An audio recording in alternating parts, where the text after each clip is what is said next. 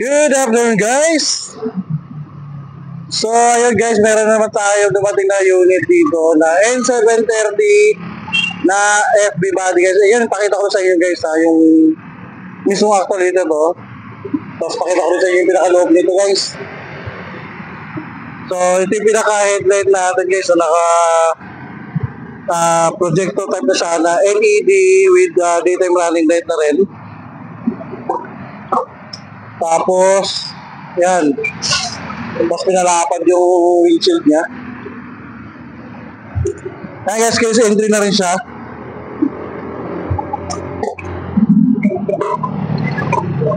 So ito guys, yan, power window, naka-central locking na rin siya. Then, yan, mas malapad to guys, mas mataas yung headroom nito sa legroom, yan. Adjustable. Yan, adjustable to. Yan, taas baba lang, hindi siya telescopic. Then yung cluster panel natin ay combination ng analog sa digital. Head unit natin ay auxiliary radio lang. Pero may Bluetooth na yan, Bluetooth ready na yan. Yan, meron na siyang audio control sa steering wheel, saka yung pangsagot ng tawag sa phone natin. Yan.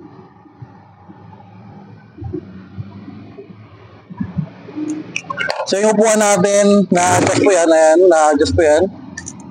Ito na may lagay ng mga tools. Yan, may jack, hardware device. May makasama yan. Yung cargo length dito guys, no, ano to? 14 feet. Tapos double tire na siya. Yan, double tire. Double tire yan guys. Tapos naka-double spring na rin yung likod natin. Double bearing na rin. 6 stud.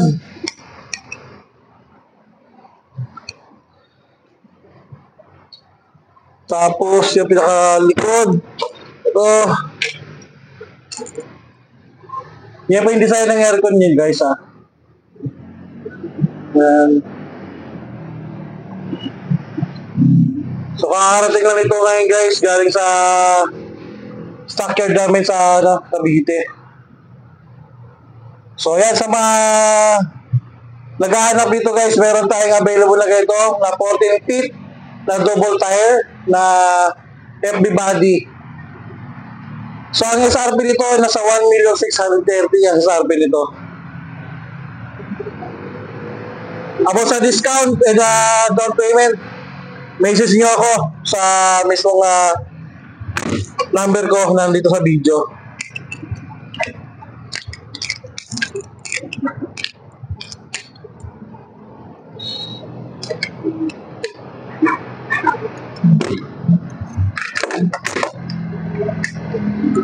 So sa passenger side naman tayo.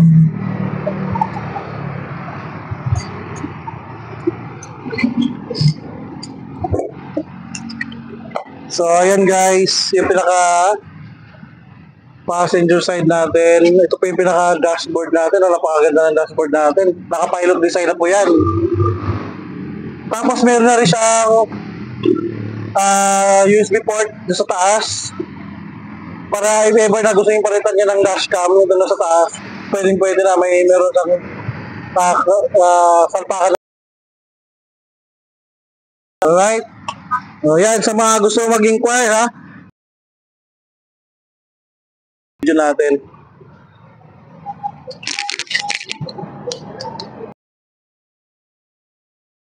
Pasto yung ulo nito para mas kita-kita yung mga pinaka ng makina natin. Stafford GB1 turbo na yan na 4-cylinder.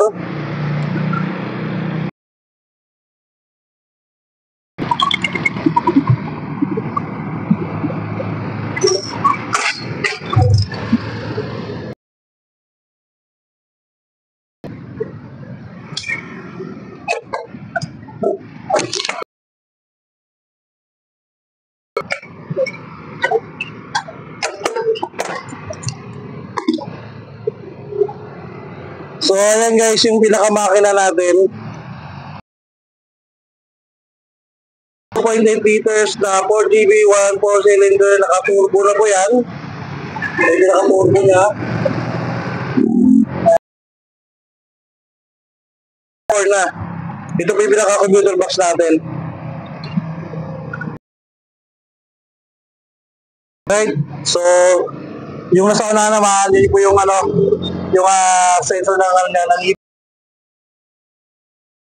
po ito, yung brake natin naka-ABS po yan. So yung hindi na po rin yan, nakamolyo na po yung suspension. Alright, so sa mga gusto mag-inquire, may sige lang ako sa number ko na nandito sa mismong video natin.